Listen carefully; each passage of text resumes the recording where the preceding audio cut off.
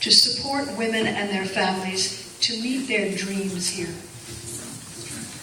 Well, I think all of us can set the tone for a community that recognizes contribution and supports that, but what does that mean really when the rubber hits the road? And Rebecca eloquently stated a lot of this. I mean, to move forward, let me just step back. What I love about this campaign is and Ali, I think, indicated, we've been to over 50 house events, I think, already. There's a Millennial Advisors for Javier. And there's a group of folks that got together, these millennials, and they called me over and they said, we want to support you, but we just want to talk about a few things. And what they spoke about is much of the stuff that I hear my nephews and nieces talk about. We don't feel like we have a place to work. We don't feel like we have a place to live. And by gosh, I'm tired of going home at 9 o'clock at night.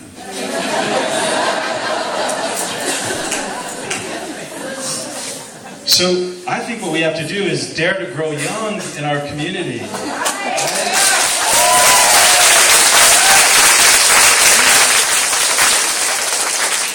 I want a Santa Fe that creates a pathway up, not a pathway out, for families and for younger individuals. And we've talked about the education system being important, playing a role in that effort. I visited with you a little bit about how we expand our film economy. You know, today we invest $40 million a year at the community college, and we don't have a single conversation with them about how to align the degree programs with what the needs of our workforce are. That seems like a pretty easy step. But it takes, I think what it takes is somebody who can convene and bring people together. You know, we've known through the course of our existence that we're strongest as a community when we're united and we're collected and we're collaborating. We're weakest when we're separate. We're weakest when we don't find a way to work together.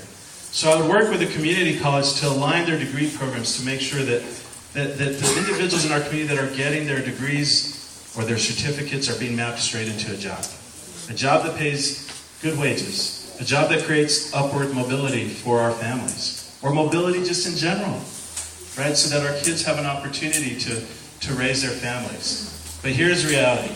Access to capital is tough. I think Rebecca could probably tell us some of the statistics, but women entrepreneurs are not getting access to capital as much as men entrepreneurs are. I'm not sure why that exists, because when you look at some of the best companies in the world, guess who they're being led by? Women. Our family business has been around for 21 years, and again, I'll do credit to my dad. My mom has been. I'm not sure if he's going to keep his endorsement on me. Creating access to capital, developing skills and mentorship programs, making sure that when we talk about work-life benefits, that you know, as a community, if you've been here for generations or you've just moved here, you have access to help to succeed. And you have a mayor and a council in the city that says, and I know I never get tired of saying this, but yes, you can. Yes, you can. Right? And we've got to bring that back into our community so that we're able to move forward. So, thank you.